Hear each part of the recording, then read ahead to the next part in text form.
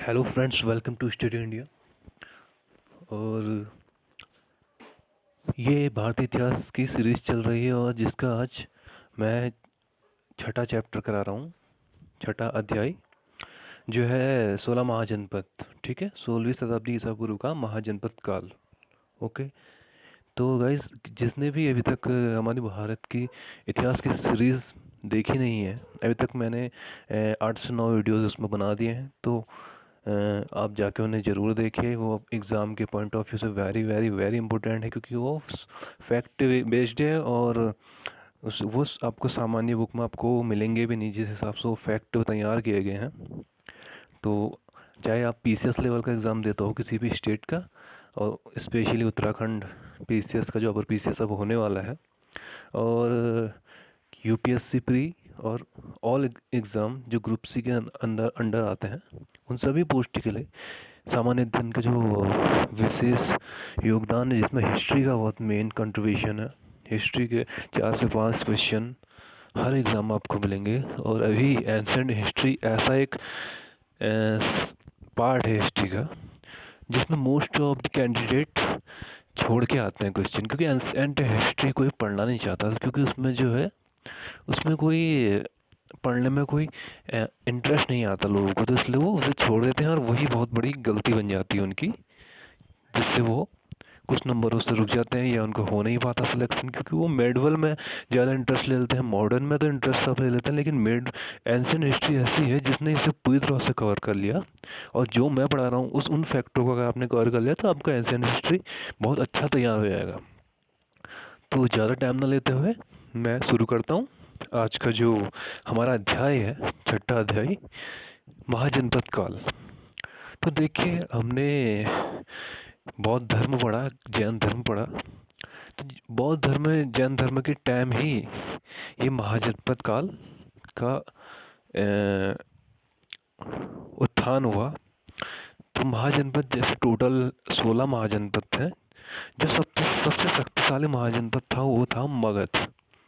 और मगध के शक्तिशाली होने के कारण अब मैं आपको बताता हूँ। कृषि की दृष्टि से महत्व वेरी इंपॉर्टेंट। ठीक है, गंगा यमुना का दोआब क्षेत्र। तो जहाँ पर दोआब क्षेत्र होगा वहाँ पर क्या होगा, वहाँ पर फसल अच्छी होगी, वहाँ पर जो है कर जो है ज़्यादा मिलेगा। ठीक है, उस टाइम जो भी राजतंत्र शासन होता था, बहुत से गणतंत्रात्मक महाजनपद भी रहे हैं, लेकिन जो ये है दोआब क्षेत्र, इसमें उपजाऊ भूमि ऐसी थी कि इसमें बहुत टाइप की फसलें उगा सकते थे, जिससे टैक्स मिलता था, व्यापार होता था। समृद्धि की दृष्टि से बहुत इंपॉर्टेंस। और अधिक लोहे का खान, देखिए लोहे की खान सबसे ज़्यादा थी। तो इसलिए क्या था, ये एक शक्तिशाली महाजनपद था। और इस जनपद महाजनपद जो मगध है, उसमें हमेशा वो जगह लेने के लिए आपस में लड़ाइयाँ आपने देखी होंगी, कि बहुत सारी लड़ाइयाँ हुई हैं। बहुत सारे वंश, मगध साम्राज्य में देखा है कि बहुत सारे वंश आए हैं, चाहे वो हर्यक वंश हो, शिशुनाग वंश हो, और उसके बाद नंद वंश हो, उसके बाद मौर्य वंश हो। तो सारों ने मगध में जो एक एक अपना साम्राज्य स्थापित करने की जो प्रतिस्पर्धा थी वो देखी गई है। तो हम स्टार्ट करते हैं 16 महाजनपद को वन बाय वन। तो और ये फैक्ट सेम एग्ज़ाम के पॉइंट ऑफ से इम्पोर्टेंट है, आपको ज़्यादा कुछ पढ़ने की ज़रूरत नहीं है। सिर्फ पहले कौन सा महाजनपद है और वो वर्तमान में उसकी स्थिति क्या है, और अगर वो किसी नदी के किनारे है तो उस नदी को कौन से नदी के किनारे है, ऊपर से उसकी कैपिटल क्या थी। मोस्ट इम्पोर्टेंट क्वेश्चन है महाजनपद काल का। ये हमेशा आपको कहीं पर आएगा कि मिलान करने को आएगा, कहीं पर डायरेक्ट पूछ लेंगे ऑब्जेक्टिव में। तो आपको ये जरूर देखना, जैसे अंग जनपद, सबसे पहला अंग जनपद वर्तमान बिहार के भागलपुर का क्षेत्र। ठीक है, जो वर्तमान भागलपुर का एरिया है, भागलपुर एक डिस्ट्रिक्ट है वैसे तो, लेकिन उसका जो क्षेत्र है अभी, वो प्राचीन काल पे अंग जनपद कहलाता है, जिसकी राजधानी चंपा है। और चंपा का ही प्राचीन नाम जो था मालिनी था। तो आप दोनों को याद रखें, चंपा और मालिनी दोनों अंग जनपद की राजधानी थी। और वर्तमान में यह क्षेत्र भागलपुर का क्षेत्र इसमें है। अब हम आगे चलते हैं। काशी का दूसरा महाजनपद था काशी। काशी आप सब जानते हैं, काशी का नाम आपने सुना है, काशी विश्वनाथ मंदिर बनारस का। तो वहीं काशी से आप जोड़िए वाराणसी के आसपास का क्षेत्र जो था वो काशी था, और जो उसकी राजधानी थी वो वाराणसी थी। और वाराणसी जो है वर्ण और असी नदी के संगम पर स्थित थी, इसी के कारण इसका नाम वाराणसी पड़ा है। ठीक है। और हर्यक वंशी शासक अजातशत्रु ने काशी को मगध में शामिल किया। ये मोस्ट इम्पोर्टेंट क्वेश्चन है कि किस शासक ने काशी को मगध में शामिल किया था। ठीक है, उसमें ऑब्जेक्टिव क्वेश्चन बनेगा, तो आप जरूर याद रखिए अजातशत्रु ने काशी को मगध में शामिल किया। ठीक है, अब बढ़ते हैं आगे। तीसरा महाजनपद जो है वो है कौशल। ठीक है, तीसरा महाजनपद कौशल है। अब कौशल कौशल की हम वर्तमान स्थिति पहले देख लेते हैं। यूपी के फैजाबाद जिले के आसपास का जो क्षेत्र था वो कौशल कहलाता था। ठीक है, तो कौशल की जो राजधानी थी वो श्रावस्ती थी। Very very important. ठीक है, अब हम सीधे चलते हैं अपने चौथे महाजनपद की ओर, जो है सबसे शक्तिशाली महाजनपद 16 महाजनपदों में से। गंगा यमुना के द्वीप का संबंध मैंने बता दिया है। लोहे की खान का आविष्कार माना जाता है ये क्षेत्र। उत्तर भारत की शक्ति एवं राजनीति का केंद्र बिंदु भी मगध महाजनपद रहा है। ठीक है, इसकी राजधानी गिरिवज्र और राजगृह दोनों आप याद कर लीजिए, ये दोनों ही इसकी राजधानी रही है। अब हम चलते हैं अपने पांचवें महाजनपद में, जिसका नाम है वज्जी। ठीक है, वज्जी इसकी जो राजधानी है विदेह और मिथिला। ओके, इसमें कोई और चीज़ आपको जानने की जरूरत नहीं है। मल्ल भी एक महाजनपद है जिसकी राजधानी कुशीनारा है, और कुशीनारा वही जगह है जहाँ भगवान गौतम बुद्ध का महानिर्वाण की प्राप्ति हुई। ठीक है, यानी उनको मृत्यु प्राप्त हुई। तो वेरी इंपॉर्टेंट, मल्ल जो है उसकी राजधानी कुशीनारा, जिसे हम कुशीनगर भी कहते हैं। और सातवें जो महाजनपद है वो चेदी है। ठीक है, इसके बारे में विशेष हम पढ़ते हैं। समस्त जनपदों में से सबसे प्राचीन महाजनपद है। ठीक है, तो ये वेरी इंपॉर्टेंट फैक्ट है इसका, सबसे प्राचीन महाजनपद। ठीक है, एक क्वेश्चन ये बन गया इसका। अब इसकी कैपिटल देख ले, शक्तिमती या सोत्थवती। ओके, इसकी कैपिटल क्या हो जाएगी, या शक्तिमती या सोत्थवती। वर्तमान बुंदेलखंड के आसपास का क्षेत्र क्या है, चेदी। तो आपको कुछ ज़्यादा याद नहीं करना, आपने इनकी राजधानी और इनकी बस आपको, अगर आपने इनकी राजधानी भी याद कर ली तो सफिशियंट है आपके लिए। तो आठवां हम देखते हैं वत्स।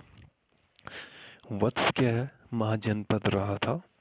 वर्तमान में इलाहाबाद के आसपास का क्षेत्र प्राचीन काल में वत्स था।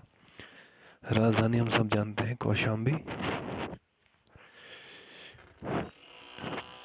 और गंगा यमुना सरस्वती का संगम पर इलाहाबाद बसाया भी आपको पता ही है। तो मैंने वत्स और इसकी जो राजधानी कौशाम्बी। ठीक है, और अब हम सीधे जाएंगे, अगला जो हमारा महाजनपद है वो कुरु है। कुरु जो है दिल्ली और हरियाणा के आसपास का क्षेत्र, इसकी राजधानी इंद्रप्रस्थ। ठीक है, इंद्रप्रस्थ दिल्ली का ही पुराना नाम है। तो कुरु की जो राजधानी इंद्रप्रस्थ। यह एक ऐसा महाजनपद है जिसका उल्लेख महाभारत में मिलता है। आप जानते हैं कि कुरुक्षेत्र ही है जहाँ महाभारत का 18 दिन का युद्ध लड़ा गया था। ठीक है, अब हम चलते हैं 10वें महाजनपद में, जो है पांचाल। उत्तरी पांचाल और दक्षिणी पांचाल। ठीक है, इन्हें हम दो भागों में इस महाजनपद को बांटा गया था। ठीक है, तो उत्तर का भाग जो पांचाल का था उसको उत्तरी पांचाल कहा गया, जो दक्षिण का भाग था दक्षिणी पांचाल। तो इनकी अलग अलग राजधानियाँ थी। उत्तरी पांचाल की राजधानी अछिद्र थे और दक्षिणी पांचाल की कामपिली। ये दोनों आपको बहुत अच्छे से याद करनी है। ठीक है, वो ये नहीं पूछेगा कि पांचाल की क्या राजधानी थी, वो उत्तरी पांचाल की राजधानी और दक्षिणी पांचाल की राजधानी पूछेगा।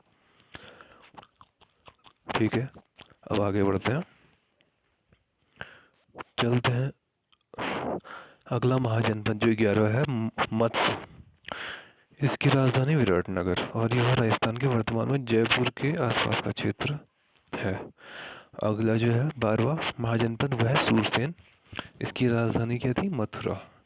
और 13वां वेरी इंपॉर्टेंट है, इसमें जो एक मेन फैक्ट है जो सबसे अलग है, अशमक जो है एकमात्र जनपद था जो गोदावरी नदी के तट पर स्थित था। मतलब हम ये कह सकते हैं एकमात्र ऐसा जनपद जो दक्षिण में स्थित था। उसकी राजधानी पोटन या पोटली। ठीक है, चलो अब हम अपने 14, 15, 16 तीन और महाजनपद बचे हैं उनके बारे में देखते हैं। जो 14th है वो है अवंती। अवंती वर्तमान के गुजरात के आसपास का क्षेत्र। और अवंती को भी जैसे पांचाल को दो भागों में डिवाइड किया है, उत्तरी अवंती, दक्षिणी अवंती इसमें भी है। उत्तरी अवंती की जो राजधानी है वो उज्जैनी है।